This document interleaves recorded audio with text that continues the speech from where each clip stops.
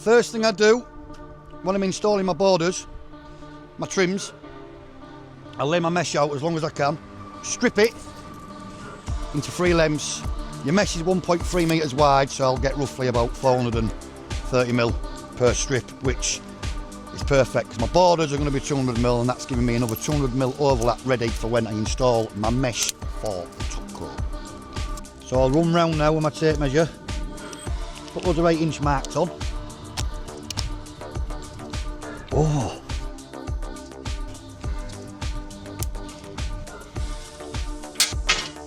Now it's sticky time. I've actually found an equivalent to Power Grab Bond, grip and grab. Very good.